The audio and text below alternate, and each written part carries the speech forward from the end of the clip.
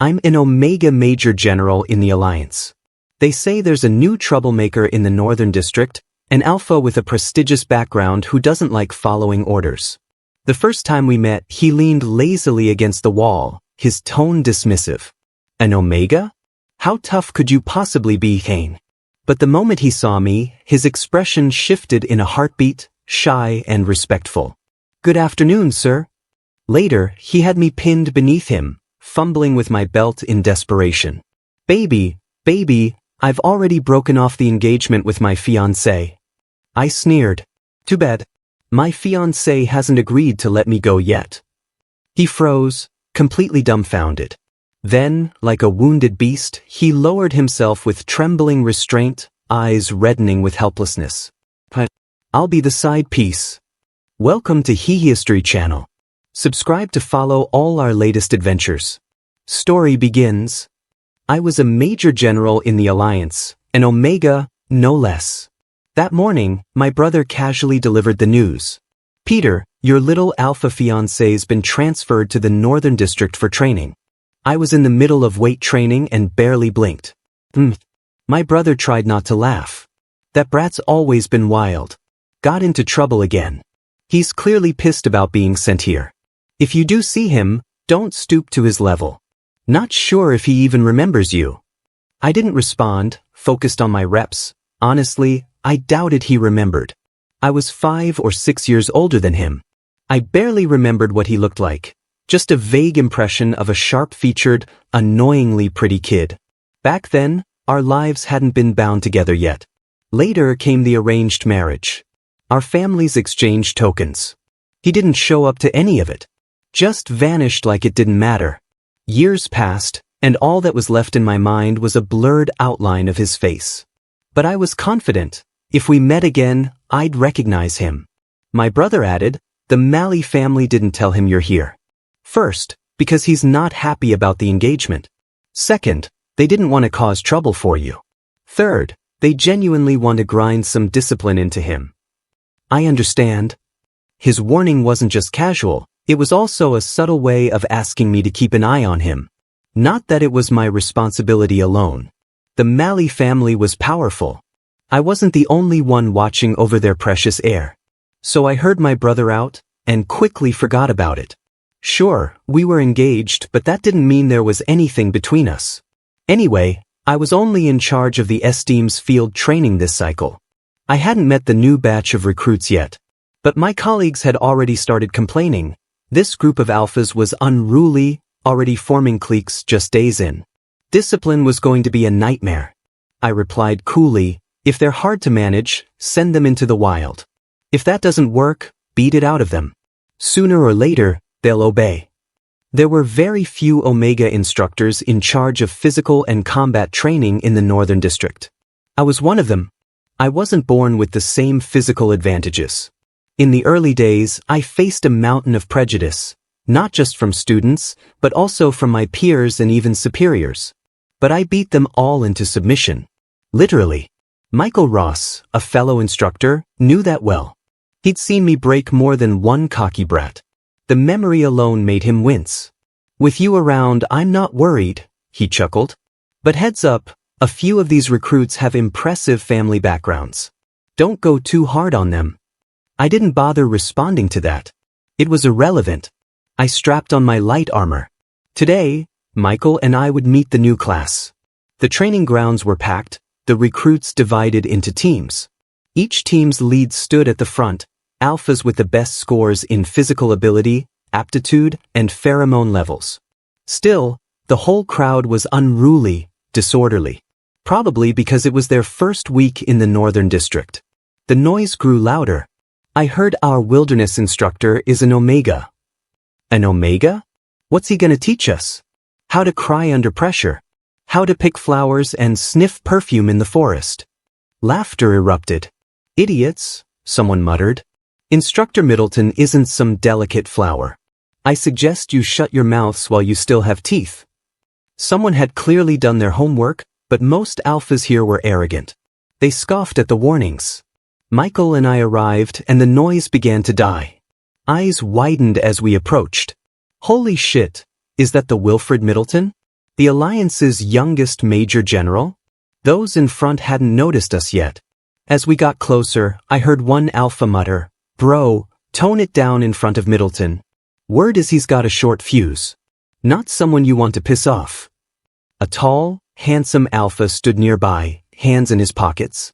He looked utterly uninterested, slouching casually. Arthur Malley.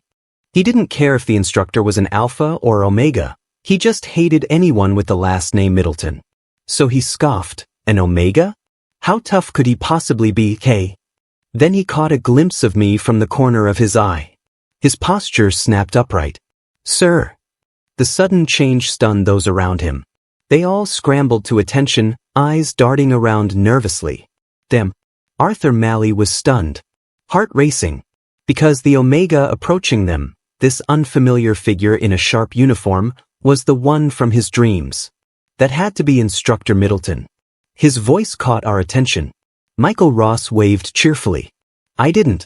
Expression blank, I let my gaze pass briefly over the glittering eyes of that alpha before continuing forward.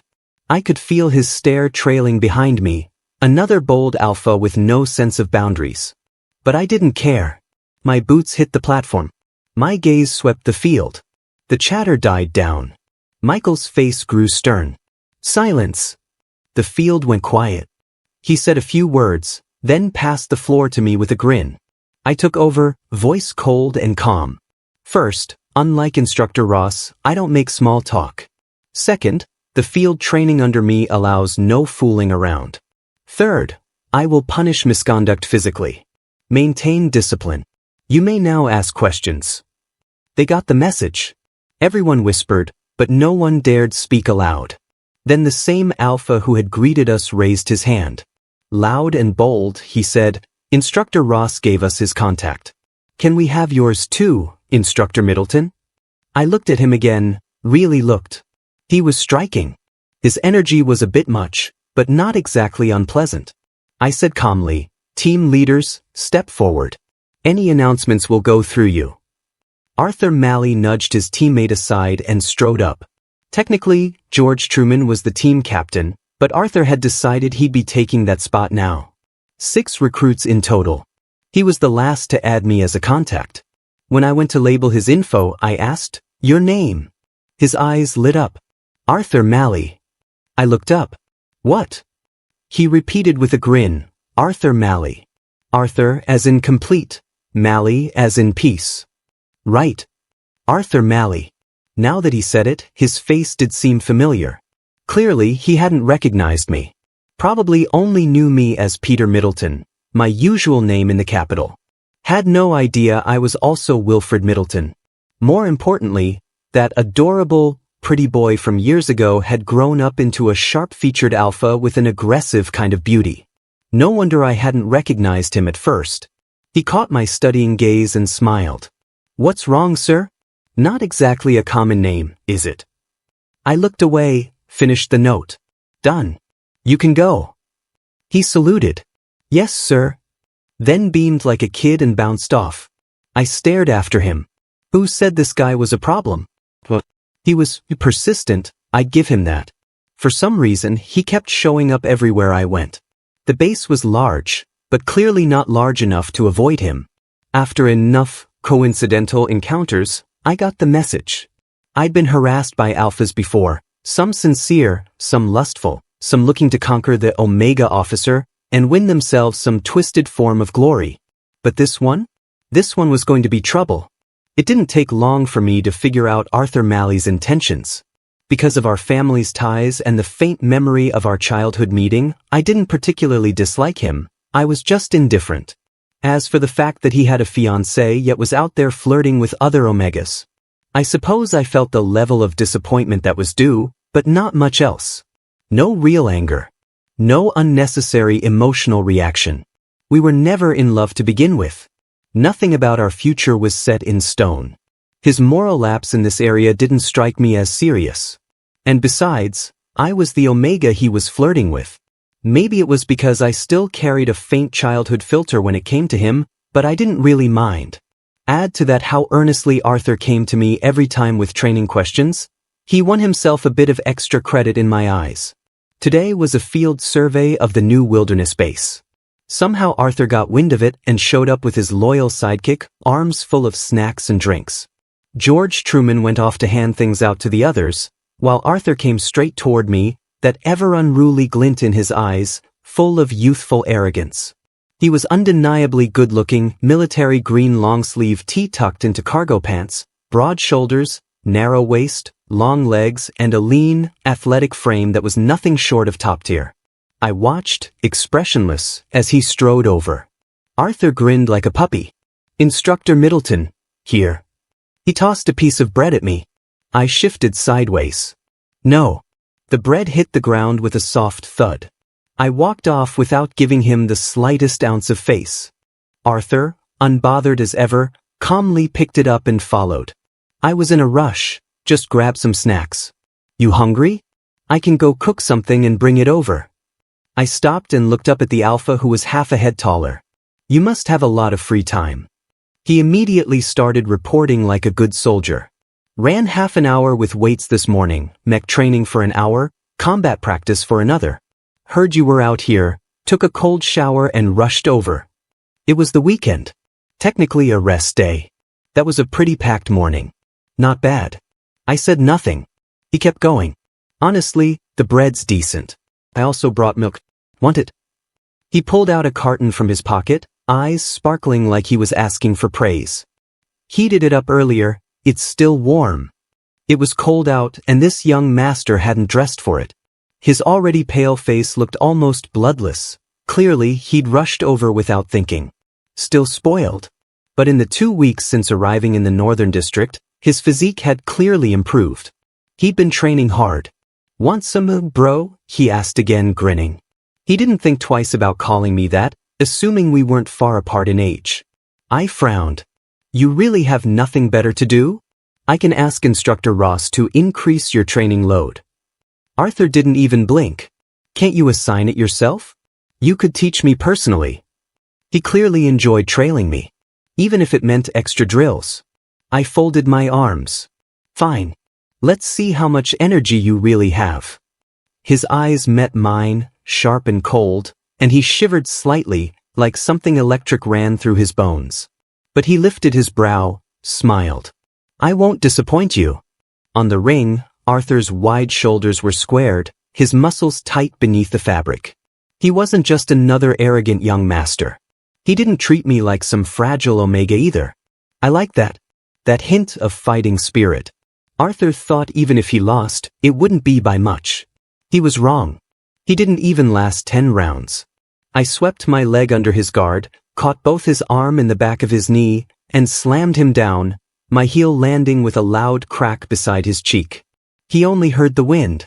The next second, he was flat on the mat, stunned senseless. The crowd gasped.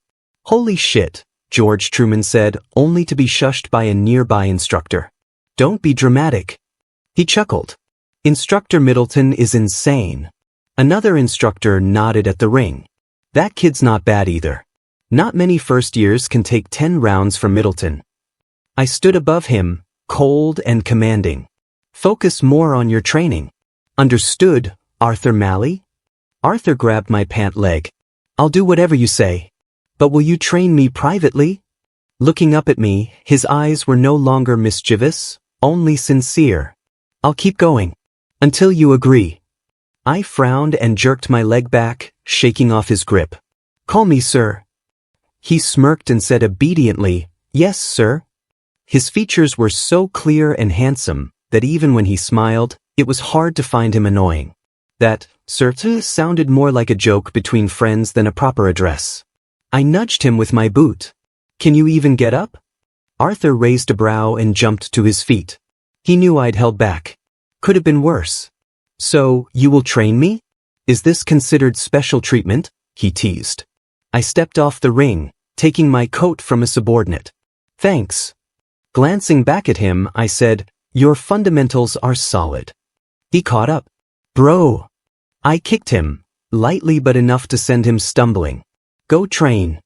He stood tall and saluted. "Yes, sir." I said nothing, just walked off with the others as the newbies began whispering and gossiping. George Truman stared at my back until I was out of sight. Then he turned to Arthur, blinking in disbelief. What? Arthur's eyes narrowed. What are you looking at? George finally snapped out of it and said enviously, I want to get kicked by Instructor Middleton too. Arthur shot him a disgusted look. You're sick. As soon as they left the training grounds, Arthur leaned against the wall, wincing. Damn, that hurt. George caught up and panicked at the sight of his grimace. You okay? Want me to take you to the infirmary? Arthur scoffed. What the hell for? Over this. He rested a moment, then made his way back to the dorms. He was an alpha. He'd recover quickly. A few days passed without a trace of him. I thought maybe he'd finally cooled off. But over the weekend, my brother called. Hey Peter. Did something happen between you and Arthur Malley? His tone danced around the point, and I snapped. If you're not calling for anything serious, hang up. Wait, Arthur asked to break off the engagement. 2 weeks ago. Very firm about it. Mr. and Mrs. Malley had no choice but to drop a hint to our family. They hadn't wanted to say anything at first. Figured Arthur was just being immature, and with time, we'd grow into it. But Arthur had played dirty. He leaked the information himself, forcing their hand. So, you have met him, right? My brother asked. Or is he just not into a strong omega like you? That stung more than it should have, even if he didn't mean it badly. I thought of Arthur always hanging around me. We've met. Since the Malley family brought it up, let's give him what he wants, cancel the engagement. My brother grumbled, seriously? You met and still managed to blow it. I cut him off coldly. Look in the mirror. If you managed our affairs better, the Malleys wouldn't be coming to me, they'd be dealing with you. This is on you. Reflect on that. William Middleton, Peter Middleton? I hung up. Someone knocked on the door almost immediately. Michael Ross stood there, half awake, cigarette in his mouth. That kid who's always trailing after you? Got into a fight. He's in solitary. Wanna go check on him? I frowned. Arthur Malley? He nodded. I grabbed my coat and left the dormitory with Michael Ross. Back at the training base, one of our colleagues came over and gave us a rundown of what had happened. Arthur Malley had thrown a punch, and it wasn't a light one. The person he hit was another new recruit, also an alpha, and apparently someone with a notable background.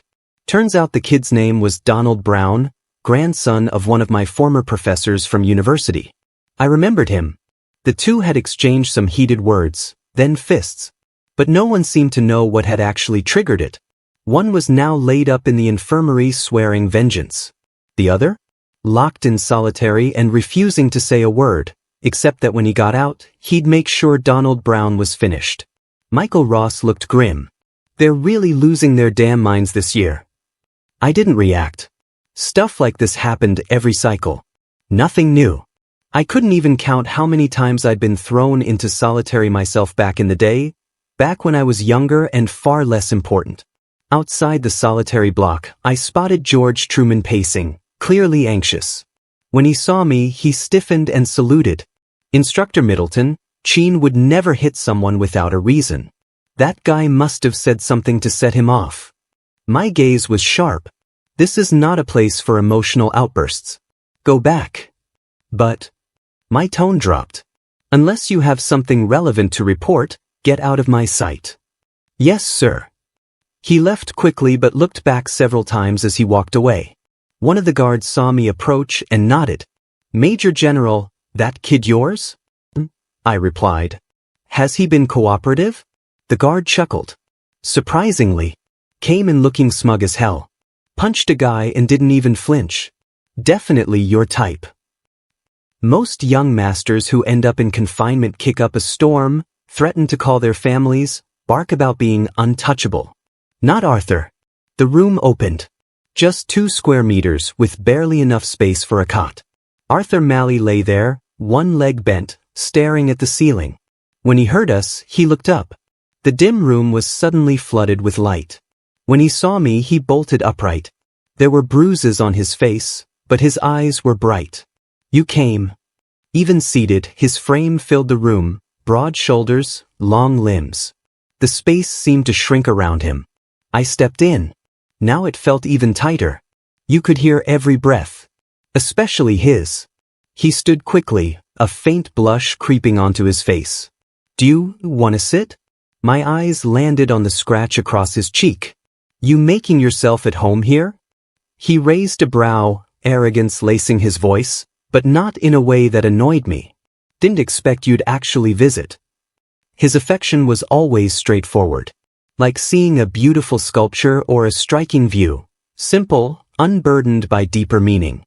Our bond was different, so my attention to him had always been different. Not romantic. Not personal. Just something tied to circumstance and history. And I was human enough to not pretend I treated everyone equally. Once, I wouldn't have bothered with something this minor. What happened? Why'd you beat him to a pulp? Arthur's expression shifted. His brow creased, a dark edge flashing beneath his usual ease. Because I wanted to. Now that sounded more like the Arthur Malley from the rumors. But when his eyes met mine, there was no malice. Just fire. So yeah, I hit him. I'll take the confinement. But once I'm out, if he so much as breathes wrong again, I'll end him. I frowned. That how you think this works? Arthur stepped closer and grinned. So you do care. I raised a hand, fanning the air around him. You hitting a rut? His scent was sharp, cold, fragrant. He blinked, then rubbed at his neck. Still a ways off. Guess my pheromones slipped because I like you too much. It wasn't a joke. No flirting. Just a plain, unfiltered admission. My eyes narrowed slightly. I didn't push it. If he didn't want to explain, there'd be no forcing it. As I turned to leave, he called after me. Just 3 days. I'll be out soon. I paused at the door.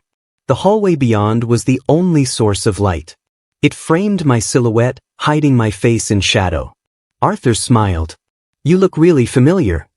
I said nothing. Realizing it might have sounded wrong, he hurried to clarify, I just meant, like we've known each other for a long time. Not that you look like someone else. You're the kind of omega no one could forget. First time meeting me, huh? My brow ticked upward. He scratched the back of his head. I didn't start the fight. But I swear, next time I see that jerk, I'm hitting him again. Do you believe me? I didn't answer. Just stepped out. The door clicked shut behind me, sealing the room in darkness. Inside, Arthur shifted restlessly. Unsure if I hated him now. The day he was released, he looked pale. I spotted him from afar. Michael Ross stood next to me. He did it for you. Arthur never said a word about it, but our intel wasn't blind. Didn't take much digging to get the whole picture. Donald Brown was an alpha too. A well-bred one. I remembered him. He, like Arthur, had a tendency to hover near me. On the surface, he was far more polite, gentle, respectful. But in the dorms, his talk was filth. Bragging to his little clique about how once he got me, he'd show me a real good time. Arthur had snapped. Pinned him to the ground and pounded away, growling, say one more thing about him, and I'll kill you. You think you're hot shit? You're nothing. Your whole damn family is garbage. Donald, nose bloodied and body limp, still had the audacity to shout back, What? Do you fantasize about Instructor Middleton or something? Arthur shut him up with one punch that nearly dislocated his jaw. Michael asked, What do we do about Donald Brown? I watched as Arthur waved George Truman off, scanned the area, didn't find who he was looking for, and forced a smile as he bit into a bun George handed him. I replied, Whatever. Follow protocol. Then I walked away. Field combat training was simple. Veterans led the new recruits, with each squad headed by a captain. This allowed the rookies enough room to grow while keeping them safe. Northern District weather was erratic, blistering summers, bitter winters. A few days ago it was just chilly. Now it was a blizzard. Red, blue, and green squads, each led by an instructor, racing to capture a strategic hill. Whoever got there first won. My squad was red. The new recruits were fired up at first. But after a week in the wild, their energy waned. Some lost steam, just wanting it to end.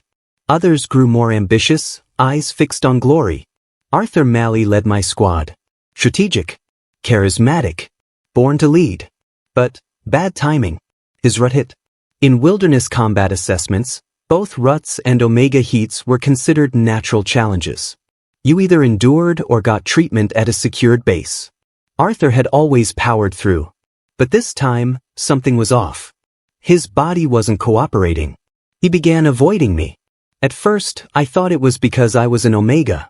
But his assistant was an omega too, and he stayed perfectly composed around them. Still, we were in the same unit. He couldn't avoid me forever. Eventually, he couldn't take it anymore and decided to raid a supply camp for suppressants. Alone. He snuck into the native factions camp and almost got caught. I pulled him out. The base was massive, but we managed to hide in a mountain cave to escape the sudden storm. Inside, I started a fire. Arthur sat beside it, watching me come back in, arms full of firewood. His throat bobbed as he swallowed hard. And the look in his eyes. That wasn't admiration. It was hunger. Pure, alpha hunger for an omega. I sat down and said, "We'll stay here for the night. The snowstorm's too severe. It's dangerous out there." This weather had gotten out of hand. We'd need to cut the exercise short. After a pause, Arthur Malley spoke hoarsely. "Wilfred Middleton, does my pheromone affect you?" My face went cold. "Wilfred Middleton?" He smiled, muscles tense as if barely restrained, or maybe coiled like a beast preparing to strike. "Calling you by name just makes me feel better." His eyes sparkled with something too wild to be called affection. "Omega heats don't threaten you, right? What about an alpha's rut?" My tone was glacial. "You think you're special?" Before I could move, Arthur lunged at me. Instinct kicked in. I caught him to keep from falling, but I was off balance. He pressed in close. "Since it doesn't affect you, then I'll go ahead and offend you, my dear superior." The scent of alpha pheromone that had been lingering subtly in the air suddenly exploded, still clean, still sharp, but with an intensity that cut through the snow-cooled cave like wildfire. My body jolted involuntarily. Arthur chuckled against my ear, warm breath teasing my skin. "You smell like apples, sweet clean." Damn it. My scent was leaking too. I frowned. "Why aren't you using suppressants?" He was supposed to have brought some. Arthur buried his face in my neck, arms locked tight around me. "I did. Guess it was faulty. Doesn't work on me." I narrowed my eyes. Michael Ross wouldn't, would he? Wetness. A tongue against my gland. I froze. "Major General," Arthur mumbled against my skin, "I'm sorry. The second I see you, I can't control myself." Is it you? Is it your scent? It's too good. I can't think straight." I tried to shove him away, annoyed, but he latched onto my neck with his teeth. Not hard, but hot. Deliberate. My fingers twitched to strike him, but the sensation stunned me just long enough to stop. "Please," Arthur whispered. "It hurts. Don't push me away." His grip tightened like if I rejected him now, he'd fall apart completely. The pheromones in the cave grew suffocating. Even I, someone with a strong tolerance, was sweating. "Arthur Malley," I barked. "Let go." No. Was he really losing control, or just pretending to? In that moment, he acted like a drunk, reckless, impulsive, raw. "I want to mark you," he growled, voice strained. "I want to claim you. Possess. Invade." I didn't move. I could have knocked him out at any moment, but I didn't. Instead, I asked, "Do you like me?" His bloodshot eyes looked up. He nodded hard. "I do. So much." Arthur Malley was a creature ruled by instinct. Drawn to strength. To beauty. He didn't think his attraction was shallow, it was natural. He played the perfect, obedient alpha in front of his omega. Always trying to please. I hadn't stopped him from licking my gland. "And now," calmly I asked, "you want to mark me?" He met my gaze without hesitation. "Yes, Major General." I tilted my head slightly. Unbuttoned my collar. Turned to expose my neck. My eyes were sharp. Temporary. Just a bite. Arthur's throat worked as he swallowed. He didn't hesitate. He crushed me to him and bit down. His canines pierced my skin. I stiffened. Time passed. How much, I couldn't say. Eventually he let go. kissed upwards slowly, until his lips reached mine. His rut was in full swing now. He licked, sucked, bit, tasting me, testing boundaries. My scalp tingled. Sparks lit up down my spine. I stayed conscious. I watched him fall, beg, burn. And when I responded, it was like a match to dry wood. He thought he'd won. He had won. My reactions proved it. We kissed like we were both trying to devour the other. Breaths harsh. Desperate. The moment restraint slipped, desire turned wild and dangerous. The next morning, the storm had passed. Fog lifted. Someone from the blue team found us. Arthur Malley walked beside me, clear-headed and composed, like he'd grown up overnight. But the way he looked at me, sharp, possessive, and just a little shy, was hard to ignore. On the way back to camp, we ran into Donald Brown alone. Arthur's last encounter with him had earned him confinement. Now the blue team's captain was alone, bristling. TCH, Instructor Middleton.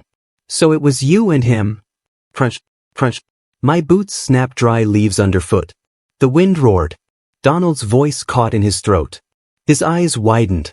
He raised his arm to block. Too late. I kicked him square in the chest. He slammed into a dead log.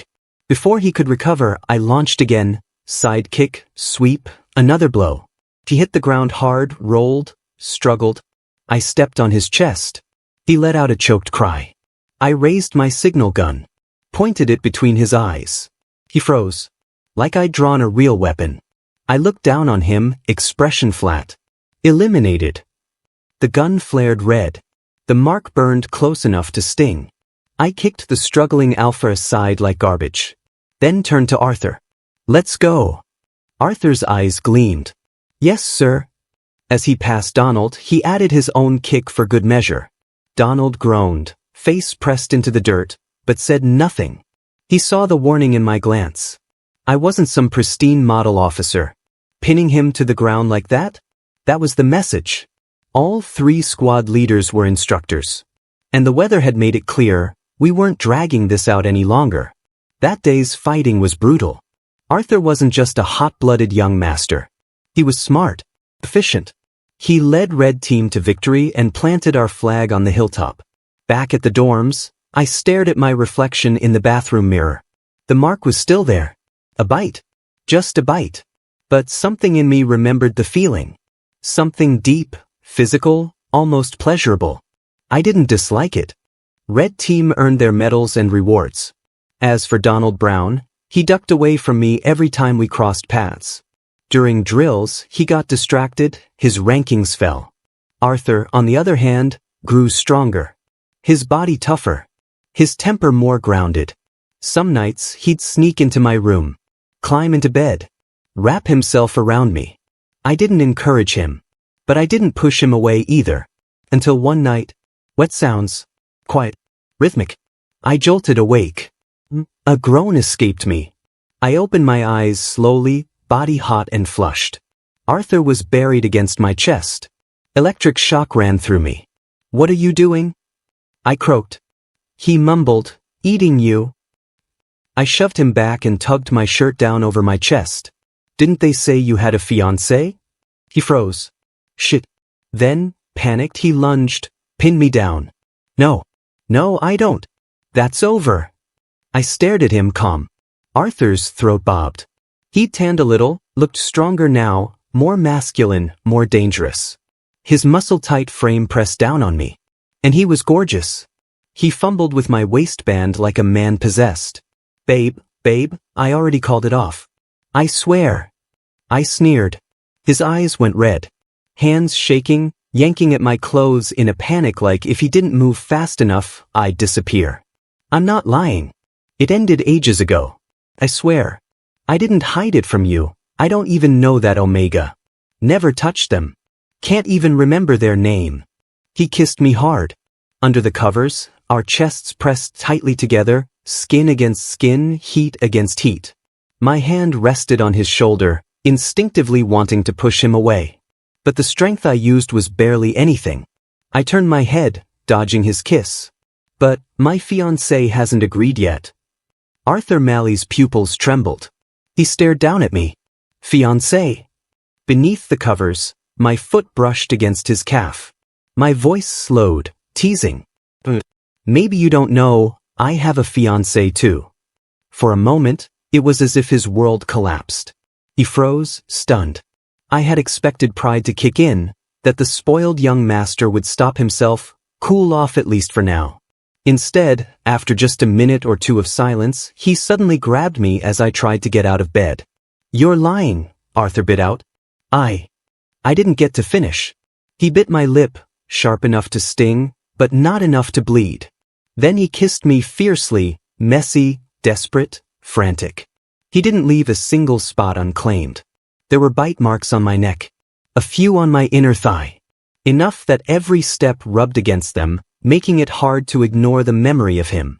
Our entanglement became a secret, chaotic thing, ignited each time I so much as mentioned the word engagement.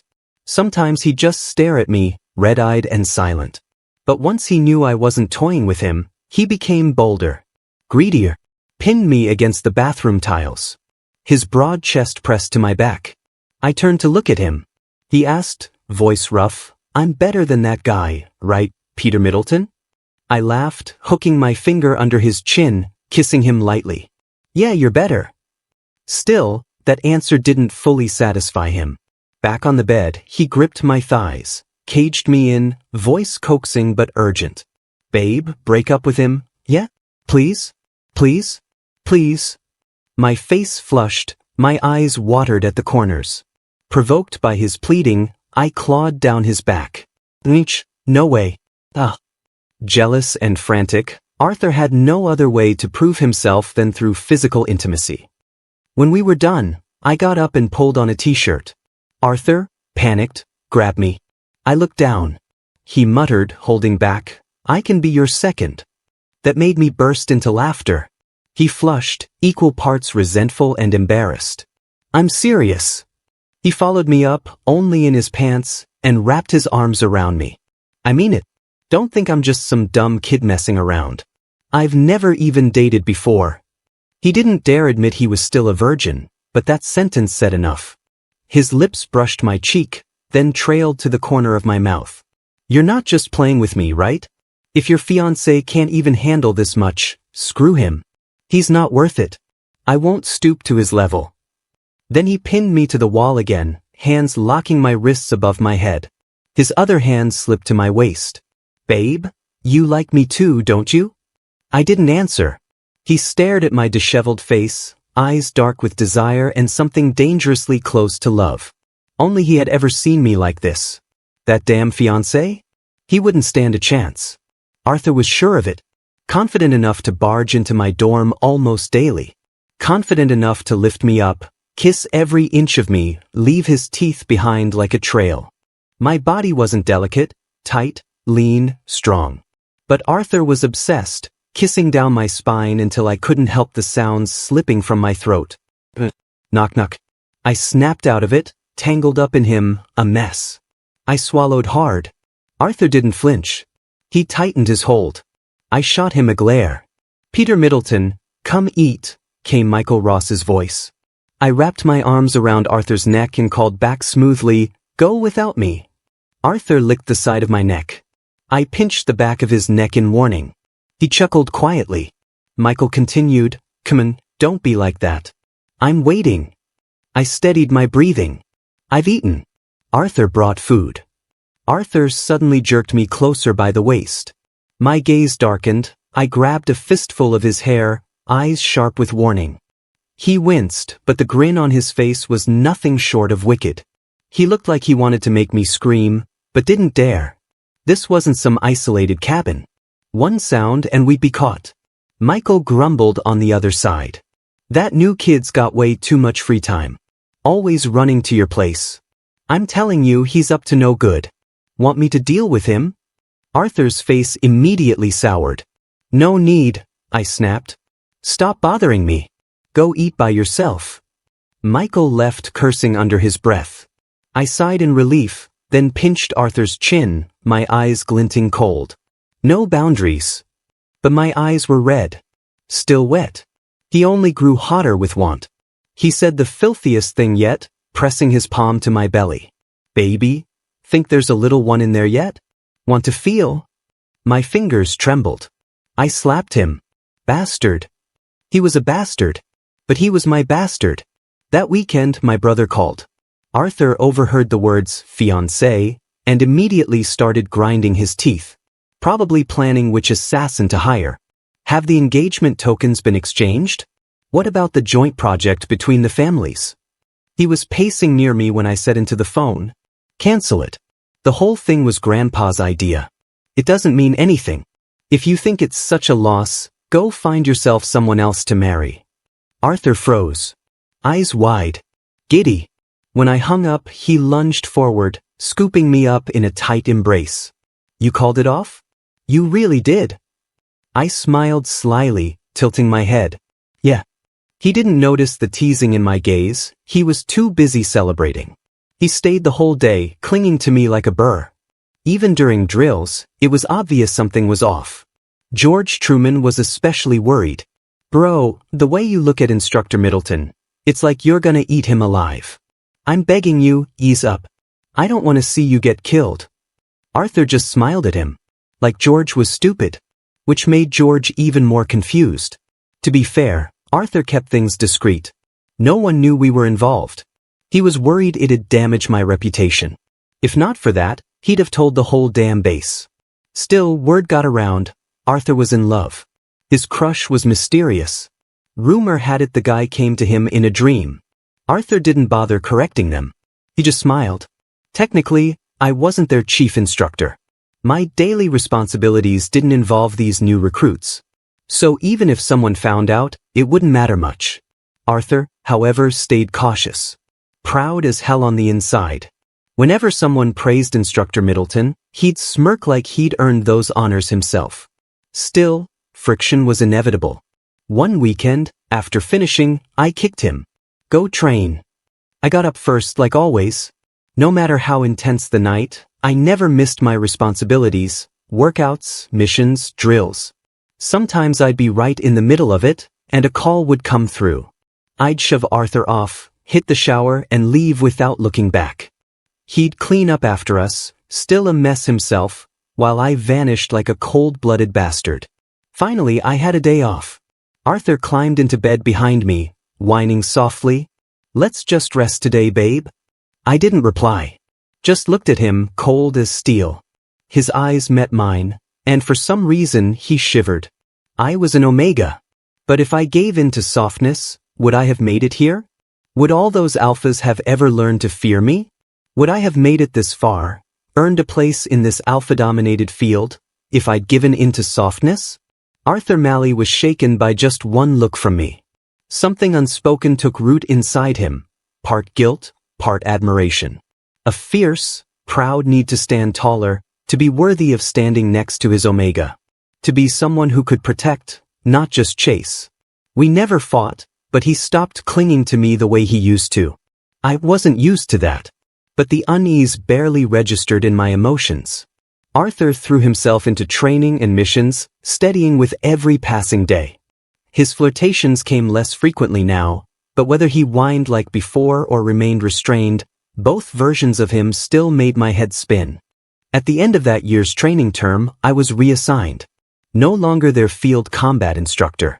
Our relationship didn't stay secret forever. Michael Ross and George Truman were the first to find out. Michael's jaw dropped. "Wait, what? No way." I knew Arthur Malley wasn't just good at combat for no reason. I gave him a look. Michael blinked. "Didn't you have a fiancé?" The weather was nice. Sunlight filtered through soft wind. I replied calmly, "We've canceled the engagement." "Tisk. You really fell hard, huh?" Michael Ross muttered. I smiled faintly. My fiancé's last name was Middleton too. Michael didn't get it at first. He wasn't the sharpest tool, but he hadn't climbed to his current rank on luck alone. My offhand remark finally clicked. "Holy shit. Don't tell me. Arthur Malley?" I didn't respond. Michael gasped several more times on my behalf. Wilfred Middleton, that was my formal name. But in the capital, I went by Peter Middleton. Arthur didn't find out the truth until his 20th birthday. His parents came to visit him in the Northern District. I still remember how his face cracked open like shattering glass. As soon as they left, he came looking for me, eyes red, looking lost and betrayed. "You knew, didn't you?" he asked, voice rough. "You knew the truth all along." I had just finished a briefing, my uniform still perfectly pressed, the insignia gleaming on my shoulder. "What's the matter?" "You know what's the matter." His expression faltered. "So I was the one who canceled our engagement, wasn't I?" I raised an eyebrow. "Yes." Back in my office, he sat there with his head down. He was 20 now, visibly more mature. Yet in that moment, looking like he was about to cry, he felt like a child again. I said deliberately, "Didn't you hear me on the phone that day?" He looked even more stricken. "You knew. You knew it was me, and still." I cut him off cold. "And you didn't?" "Wait, I didn't mean it like that," he panicked, grabbing my hand. "I'm not blaming you. I blame myself. I ruined everything. Do you hate me now? Think I'm stupid?" He was breathless, panicked, fingers clinging to me like I'd disappear. "I'm sorry, babe. I didn't know it was you.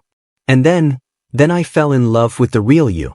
Does that make me a terrible person?" The engagement had always been a family arrangement. We met as children. I went off to military academy, then got transferred to the Northern District. We hadn't crossed paths since. None of this was his fault. But now that he knew I was the fiancé, guilt and regret gnawed at him.